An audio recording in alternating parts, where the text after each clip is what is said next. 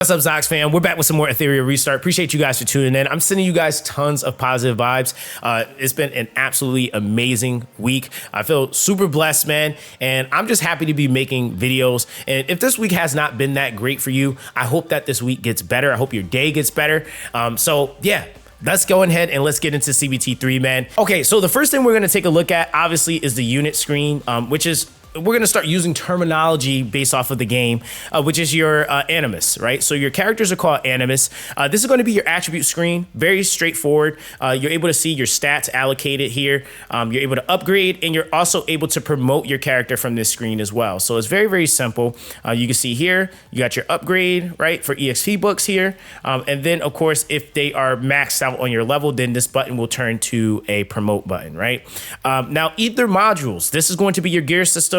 A couple of things I'm gonna touch on. I am gonna have more in-depth videos, so just keep in mind this is just a overview, right? We're just touching on it.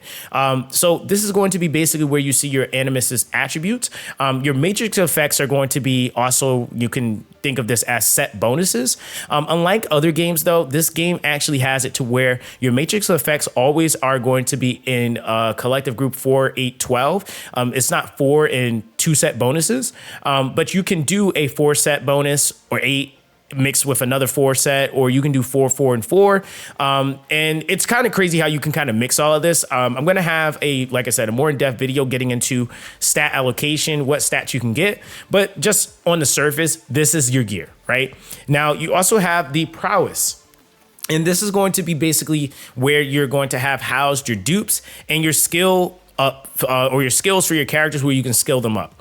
Now, the thing is that we click here in the middle, this is going to be for the duping of your character. Now, I know some people probably got scared because they're like, oh my God, duping. But I promise you the dupes in this game are not that crazy. Like, they're good, but they're not to the point of changing the character to where they become a completely different character. And if you don't have dupes, then that person just destroys you, right? The dupes, for example, here are actually more along the lines of damage increases or stat boost gains. So you'll see here that you'll see base stats for your attack, defense, and HP go up by 5%. The second dupe is a crit damage increase of 12%, right? So these are not, not gonna say they're not impactful. They're definitely impactful, but they're not so impactful that if you don't have the unit at, say, second dupe or third dupe, you can't use them, which is really good. Now, of course, with that, last thing here is your skill up material, or sorry, your skill ups, which is going to require skill up material, training materials. It is very different. I'm going to have a separate video kind of explaining how this game does skill ups and leveling skills, because it's not like your typical gacha, right? It's definitely a little bit more in depth when you kind of thinking about the value of leveling skills. So like I said, I'm going to have a separate video for that. Now we also have the shells. So these are your also known as pets that you're going to have in the game, but they're not just pets. These are also contributors to your ether modules because they also contribute to your matrix set bonuses. So if you are looking to try to make a hybrid build or a unique build, it's going to be between your ether module and your shells, right? And this is also going to be considering that when you're like factoring in what the shell can do, the shell also has a skill and passive effects outside of the base stat attributes that it has. And these passive effects are going to be really powerful. For example, this is giving you an Animus attack increase of 10%. So this is going to be extra value that you're going to be basically factoring into your build. And so this is going to be your overall builds, right? Like this is what you're going to have to consider for building your characters. And I'm going to have a ton of fun with this because it's so different.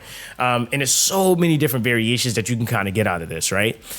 So that's that. Now, just to quickly touch on the units that I'm using, they do have it set up to where you can kind of see your characters either like this, or you can go back and see them like this, but I'm using Chloros, Leon, Dinah, Dorothy, Close, and I've tested Gray, Valerian, Chiaki, RC77, and a couple of others, right? So these are just like the main units I just kind of decided to stick with because resources are definitely a little bit scarce in the beginning, and you want to be very careful because you want to progress. You don't want to stretch yourself too thin, right? So very, very simple mentality.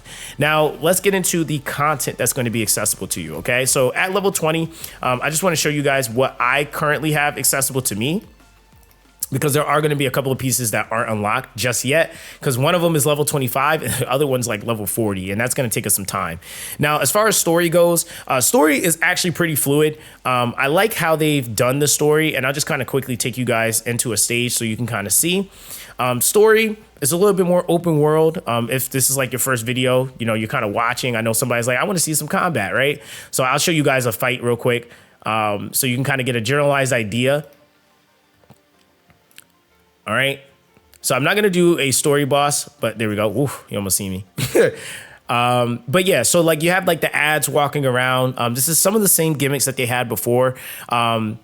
And if you're even playing like Metaphor right now, like these are some of like the gimmicks that like if you hit the enemy in the back, it will allow you to have preemptive strike. If you hit them any other angle and they're able to see you, or if they come and directly hit you, they will have advantage and get their preemptive strike, right? So that's kind of like the whole concept behind like the main quest is like obviously experiencing the story, but then traversing throughout this, trying not to be at a disadvantage. But what they did that I felt like was really unique, and honestly it kind of forces it, is that you have to basically fight some of the enemies like mid bosses and you don't get a preemptive strike, right? Like, so that's going to really be kind of like showcasing or testing where your speed and like certain values are at, because some of those things will straight up almost kill you if you're not built properly, right? So this is just, again, what the combat looks like, because I always try to make sure, at least in these types of videos, I show it a couple of times so that people can kind of get an idea of what the combat looks like. But it's really good. It looks really polished. The character animations are really solid, and they've done quite a bit just in enhancing the game overall, right? So we're gonna go ahead and exit this, right? So that's basically the main quest. We're currently at chapter 8, so very, very simple. Now, if we go back, and we go to our challenges. So challenge is probably where you're going to be spending the most amount of time. Here you have your daily challenges. So you have the Shadow Pursuit, which is where your shells drop. What's really cool about this is that it actually has it set up to where you're essentially going to have a ton of bosses in here, right? So it's 8 bosses in here, but it's 2 difficulties per boss, which is really nice because one is casual, one's hard. So if you are kind of like, okay, say there's some shells under the casual that you really want to start working on, you can start working on them. But just keep in mind that the hard offers an additional shell that's only accessible in the hard version. This is going to also be really important to note, which again, we'll have more videos kind of diversify or getting more into the diversifying your builds, because, and not even just your builds, but your team comps, because attribute is such a huge component here. So you are going to have to make element specific teams so that you're able to deal with the effects of the elemental circle, or, you know, circle of life essentially. So really, really cool concepts that they have on the bosses. Every boss feels different. And I think that that's one of the main things that I've really been enjoying, is that the bosses feel different. And of course, if you want to see more gameplay, make sure you guys come to the live streams, right? Like, that's going to be the place where I'm like testing everything. I'm going to be going through everything. So you'll be able to kind of see some of those gimmicks. Like, for example, one of my favorite gimmicks so far has already been Karuru. Karuru basically has ads that pop up, and if you don't kill the ads, you can't do damage to him. He comes with like a 90% damage reduction, and yeah, dude can straight up wreck you just because you can't hit him, right? So you have to kill the ads first, so it's not just your straight ooga booga go kill the boss. What they have done though, so let's actually go into this because I want to show you guys how this looks. And actually, hold on, let's actually go back, because what they've done, and this is like if you try to auto something, right? So let's actually go back, right? So if you do continuous battle, and this is like one of the best QOL functions that I've seen that they've had on a release, right? Like, usually a lot of games try to like implement this later, but they're coming out with some heat, man. So if you do continuous battle actually has a setting here where you can do the auto attack order settings, or you can open it and you can choose, okay, who is the character's going to aim for killing first. And so you can prioritize, like in this one, you have to do the deep jellyfish first, right? They have to die. Otherwise, if it's this way, you'll never do damage, right? So you have to do the deep jellyfish first, and then you'll be able to do damage to Karuru. So what I'm actually hoping, and this is like, I guess kind of like one of those like first things that I really want to see them add, is them actually adding a way for you to be able to dictate what character character skills are being used, because that can also help you with the success of the fight. If I know, like, okay, doing these skills versus the jellyfish and then doing certain skills for the boss, that's going to help you out tremendously on auto, especially as you're working your way up, right? So I'm hoping that that's something that they add to it. But for what it's worth, it's not bad, right? Like, I actually think that this is like really, really good. And then of course you can stop continuous battle on failure, etc. Right? So there's a couple of different things there. So we're gonna go ahead and leave this. And then of course, outside of the shell, we have the ether module, which is the threshold. This is going to be 3 bosses, but a ton of difficulties, okay? And what's really cool about this is that this, of course, is going to be coming with a ton of different gimmicks and mechanics as you go up. I will say, if we're talking about like, you know, traditional boss, this boss is like definitely very familiar. It definitely reminds me of that, like Chronos, for example. Like if you die, if a character dies, he starts ramping in turn and he just basically nuke and kill your entire team. So yeah, that's just kind of how it goes. Right? He has a head that can AP manipulate and, you know, turn meter gauge push him. So it's kind of annoying, right? But I could do hard 3 on 3 stars. So, you know, that should tell you a lot. But nonetheless, they're all different. Each boss is different, right? Like Doki is definitely really refreshing because she's like not even a direct boss you fight. She has a ton of waves of enemies that she just sends at you and you have to clear those enemies, right? So you do have different gear sets that drop in these, right? That's like the main thing, and that's ultimately the goal. You're trying to get to purgatory, right? I will say though, it's going to be some time because like these don't unlock until level 35 and these don't lock until level 50. So we maybe not might even be able to get to that. I doubt we'll get to level 50 in the beta. Maybe we might, I don't know. So of course, like I said, Doki, another gear set that you can farm. And so this is going to be essentially where you're going to be living, right? Like you're going to be like farming this quite a bit. Gear is important. But I will say they've organized things in a way to where like you should be doing them in these respective orders. Like shells are super important because they give you a ton of base stats too. Now EXP, very straightforward, doing the highest one you can. You just clear a wave of enemies and you know, the higher up you go, the rates will get better. 25 is the cap here. But right now we're on 17. So that's pretty good, right? I just haven't tried it yet. So we'll end up doing that at some point, but it's very straightforward. Now you have the Prowess activation materials. Basically what this is like I said, for your skill up materials. Each of these is going to be for a different attribute.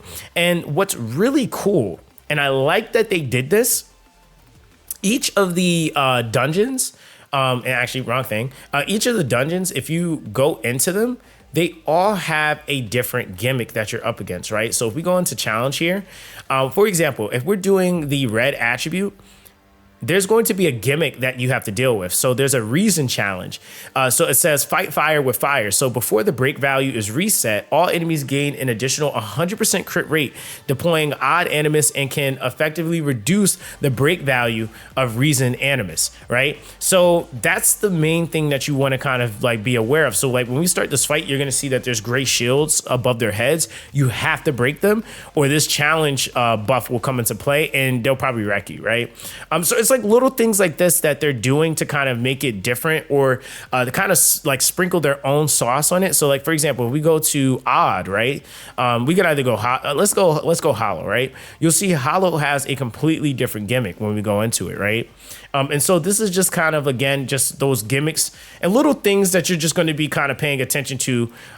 That's a little bit of a challenge, right? So it says before the break value is reset, all enemies gain 30% action bar, right? So really, really cool. So it says deploying reason Animus can effectively reduce the break value of hollow enemies. So they are encouraging attribute specific teams. So you'll notice that my reason team or my red attribute team is going to be able to perform way better than them performing on their own attribute even, right? So they're neutral there.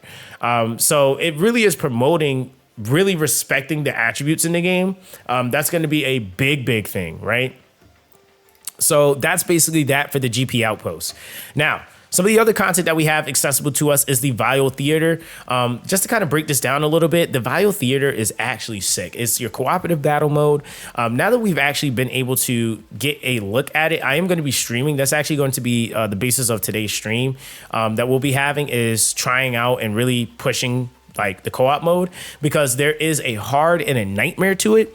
But what I like that they did for it is that they really made this to be a mode that you are able to not only link up with friends or guild mates or just people in general in the chat, the world chat, but you are really coming together and you're making up the difference in each other's weaknesses and strengths, right? So like, for example, here is the Hollow Gringard Wolf, right? So if we go to this one, this is the Fury Guard Reason Wolf. If I have, say, a better team to be fighting the Grimguard, right, I would then be fighting this one, right? Say, for example, I don't have a good team. Then I can request with the person that I queue in with, hey, can I fight this wolf instead? And if they have a better team for this one, we can swap. And the reason why that's beneficial is because you're trying to get the highest score you possibly can. It's a cooperative effort. And this chick in the middle is going to be buffing them as you go. And it's going to allow you to be able to have a much higher success chance versus like, oh, you just are stuck with this wolf because you queued in at this point. You can actually swap them. You can also create preset teams. So it's teams of 5. And you'll be able to go in here, challenge this. And of course, you're going to be working up scoring as high as you possibly can so that you can get all the way to triple S. Which you collect all these boxes, which is going to give you a ton of resources, right? So it's really fun how they did this. The bosses, and what's really also cool about these 3 bosses, they all have their own individual gimmicks that you're kind of dealing with. They're not all the same. So that's something that I found to be really cool. So yeah, I feel like this is something they can, keep developing. We obviously got to see what Hard and Nightmare does because they're probably ridiculous on those difficulties. But adding more content like this over time is going to be amazing, right? Now, the last thing that's unlocked at level 20 here is going to be the Ember Challenge. What I really like about the Ember Challenge, it's very straightforward. You have your consciousness corridor, for example, which is going to be basically your exploration stages. And then you have the cognitive rift, which is going to be your boss stages. So for every exploration stage you do, there's going to be some enemies you fight and some chests you collect. So you're not just fighting enemies, but you're also collecting chests along the way, which is resources or rewards. And then the cognitive rift is going to be a boss fight. You're going to be essentially getting a resource that is, really important for developing your account, but also specifically for this event, you're going to be getting the Lesbos resource points, which you can essentially use in the supply hub here.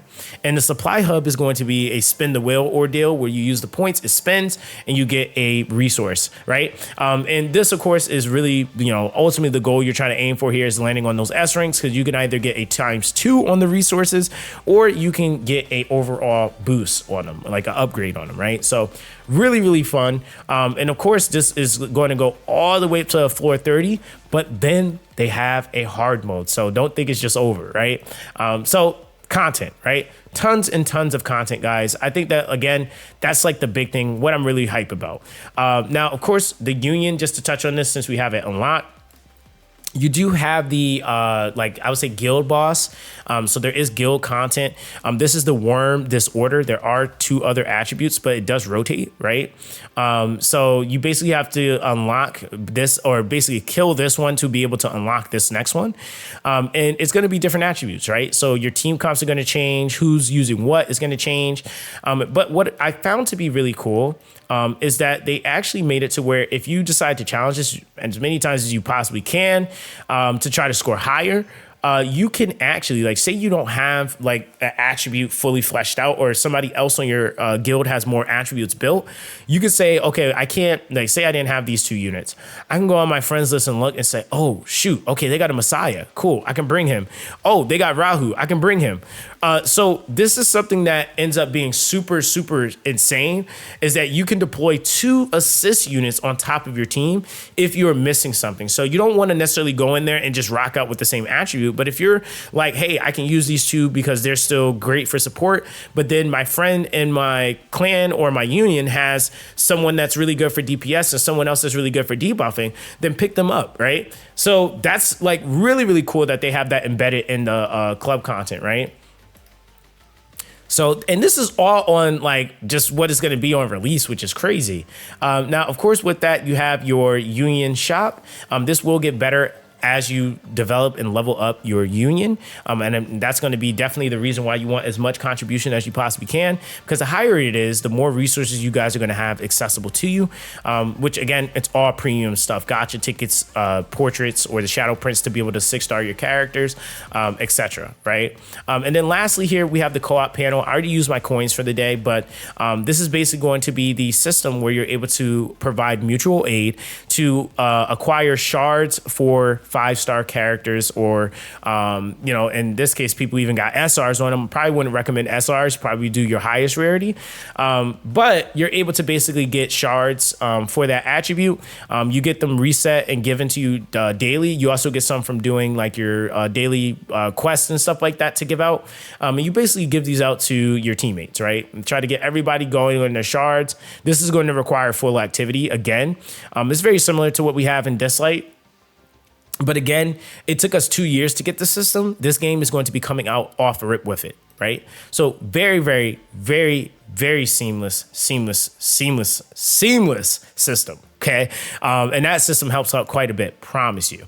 Now, outside of that, last thing as far as content goes that we have unlocked, we do have some other content. We don't have RTA unlocked just yet. RTA will be unlocking in the next like 12 hours, but we do have Arena, right? So Arena is very straightforward. You can set your defensive formation. This is what I'm using. I don't care if you guys see it for beta. I'm going to be a little bit more, I'm going to hide it a little bit more when we get to official release, but this is what I'm using for beta. If we go into challenge here, there's already some metas developing, which is pretty funny to see because yeah, there are definitely some teams, right? So let's actually get an arena ticket. Right, so you can purchase an extra arena ticket. I already did all my entries for the day, but we're gonna go ahead and challenge someone. So this is somebody in my rank, so it's a fair fight. All right, now I just am hoping I'm faster. I think I am. I think I might be, but they could also be faster than me. If they really get to going, they got a lot of AP manipulating over there. Yeah, that could be GG, but we'll see. Okay, so I'm actually faster, which is really nice. We're gonna go ahead and start dropping some debuff bombs. All right, and if you notice, dude, like, oh man, that attribute, like attribute advantage to disadvantage is huge. I'm gonna have a whole video on that because it really, really is important to pay attention to that. All right, so we are gonna take some D-scale damage, but man, I need to get rid of Shada because she's gonna make this pretty annoying. But also, Valerian is also pretty bad here too. I think I can deal with Shada. I'm gonna go Valerian because I don't want my allies to get slept. All right, let's go for AoE nuke. Oof, so close. Actually, ooh. Okay. I was hoping I would get, I need to get an immunity unit. See, I was trying to stop that from happening, but here we are. Here we are, okay? All right, now we can AP absorb and redistribute. Thank you. Oof, that's gonna hurt. Because he's attribute advantage. Oh, wait, that's not the Chiaki I thought it was. See, mixing up units. I thought that was the Vio Chiaki. Okay, that's not, though. All right, we're gonna get rid of her. There we go. Yeah, I know you were like, wait, but she heals. Yeah, but I also proc my ult. I know what I'm doing here. There we go. That was a good heal. All right, so now let's start working on the big damager here because he's gonna be a pain. All right, we got the hacking progress actually landed. Yeah, we're gonna go for a heal here. I should have went for healing Leon. But yeah, you can see that the PvP, like, yeah, you got to kind of think, right? Like, this is definitely a little bit like of that early, everybody's like trying to build up their stuff. So you don't have like necessarily the supreme scenario all the time. The other thing is too, like there are a couple of different units that are like kind of developing meta right now, or defining it, I should say. Lilith is definitely one of them. Close is one of them for sure. But yeah, you have a couple of others, like even from the SRs that are like going to be very, very annoying to fight in PvP, which I'm not mad at. I'm genuinely not mad at that. I think that that's actually going to be really good for what they're trying to do, as far as promoting a community around PvP or building a community around it. All right, so there we go. All right, there we go. I had to do some magic real quick, but we were able to clear that. So yeah, we're good, right? So again, there's a little bit of strategy there. You're gonna have to kind of finesse and do, kind of work out. You can challenge technically somebody in a higher rank than you. You do that at your own discretion because people's teams, there are people that are like really good at this game that are playing for sure. So I'm just excited to see like how this is going to flesh out. First time clears for challenging. There's also rank up rewards, which is really cool. You have your weekly ranks, you have your seasonal ranks. This is going to be how we get some premium currency as well as more currency for the arena itself. And then, like I said, based off of your rank, they're going to be giving out some extra resources, right? So this is really, really cool stuff to see, right? Now, of course, there is an arena shop. So you'll see here all resources for you to be able to further build up your characters. The micro lattice, though, is really like important. I'm gonna have a whole video on this though, because that's gonna be an underrated resource for sure. But basically that's arena, right? The next one, which is going to be RTA, unlocks in 13 hours. So we have to wait, right? But when that is unlocked, we will be getting into that. So I'm actually really excited because that's going to be super fun. And that's one of the new features we were all kind of looking forward to and waiting for. So we got to wait a little longer, but we'll be able to review that at some other point. All right. Now that we've gone over every single thing that's accessible at this point, I want to touch on lastly the gacha, okay? Now, again, this is something that I wanted to go over before I gave my final thoughts. And of course, going over that massive thing that they're actually doing. But the gachas, right? This is the main thing that everybody's going to be like, essentially aiming for. It's why we play mobile games, right? We're playing it for the gacha so we can pull, we can get that new character that we really like. So I want to go over the probability or the rates. Now, real quick though, I want to talk about something that's actually really important to note. So they have something called original Animus, right? But they also have something called extreme Animus. And I want to kind of clarify what this is and what it means. So basically the attributes of the characters in the game. So you have your reason, odd, and hollow, which is your standard attributes, right? Those are going to be the units that are going to fall under the overall original Animus probability. But then you have your extreme Animus, and your extreme Animus are going to be your light and dark units, and they're going to be at a 0.5% chance for you to be able to pull them. In total, 2% chance for you to get an SR unit, right? A SSR unit. Now, of course, with that does mean that these units obviously have high value. Again, Messiah alone has insane value. He's a freaking invincibility god, right? And a lot of these units I could argue are actually really good coming out of the extreme Animus, right? Now, if we go to the overall rules and basically what this is, one thing that I like absolutely love is that they calculate for you where you are in your pools. So it says current Animus summon. I am at 79 pulls. It is 80 to guarantee an SSR. I am at 79. So that is like a clear indication it's counting it, right? Now, the thing is that your overall rate is 2% for an SSR, 14% for a SR, and it's going to be 84% for an R, right?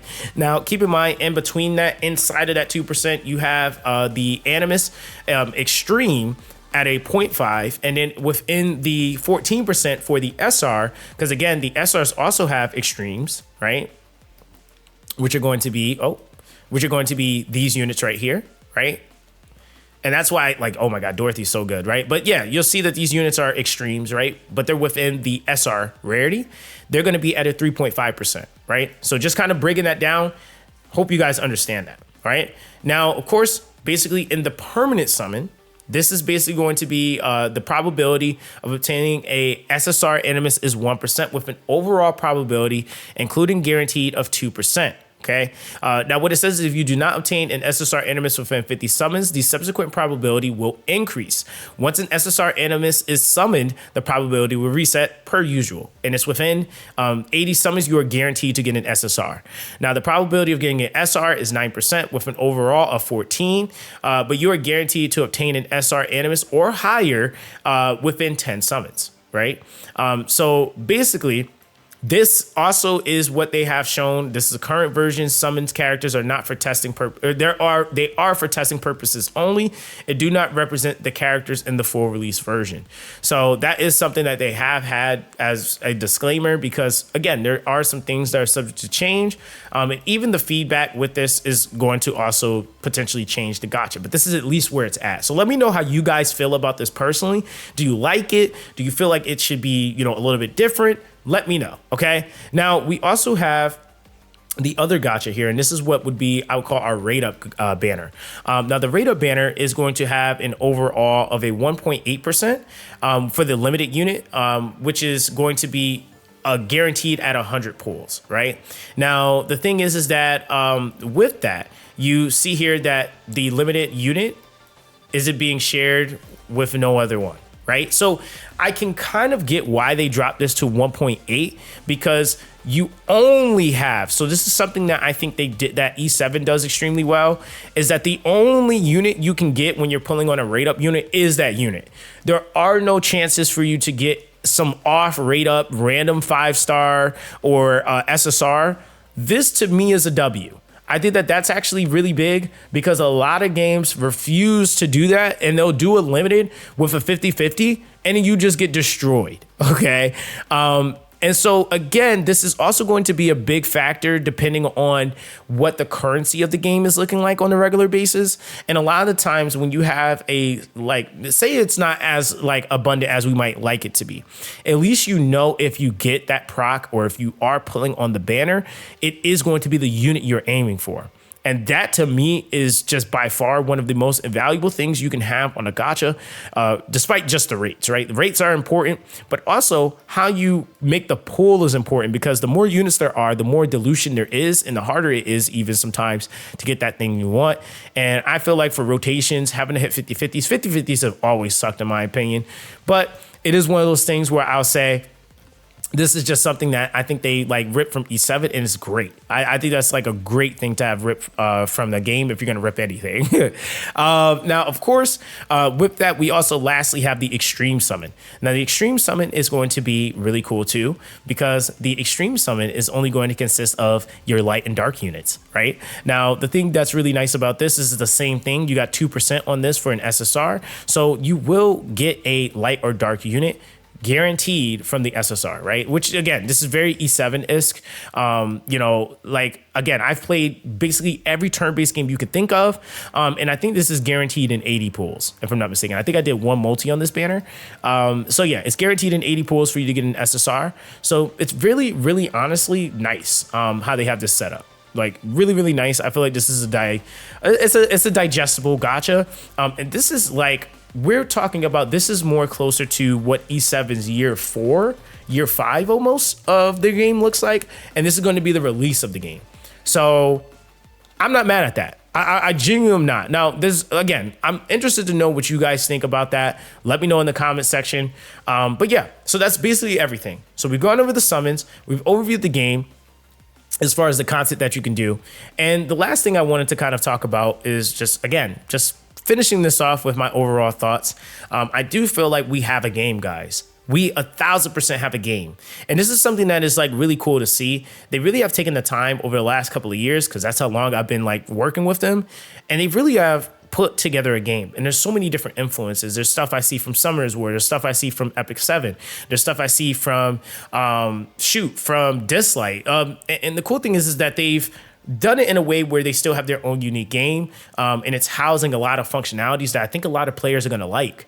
And I think that, again, with the emphasis of the game being them pushing towards the RTA, that's going to be its own thing that I really hope really booms the community, and it's just going to allow the game to do really well. Now, again, some of the things that I feel like they can definitely work on, because I'm always going to be try to be as transparent as I possibly can be. Some of the things I think they absolutely have to work on is definitely the interaction. I feel like in story, like it is very like, just kind of ooga booga, run behind an enemy, hit them, and then you fight with preemptive strike. And I get it, like if you don't hit that preemptive strike, then the enemy kind of gets to go first. But I would really like to see some gimmicks the later we get into the story, where the enemies like are so close together, you got to kind of decide. And if you do fight one, they might have some really weird like thing where they turn around real quick, right? So it just kind of gives you some excitement going throughout the story. Again, that's just like one of those like things that's a little bit more nitpicky, but I will say it does help with the overall like experience, right? Now, of course, with that, I would say everything else for the most part, I really honestly like. I just feel like they really have done a good job, just kind of enhancing a lot of these things. I think the only other thing that I would really like to see too is maybe more runs on the multi-battle. So if somebody has a ton of energy that they need to get through and, they are like just trying to blast all of it, they don't have to keep coming back every 10 runs. They can literally go do what they want, put it on 50 runs or something like that, and then their energy is just used, and then they can continue on with their day.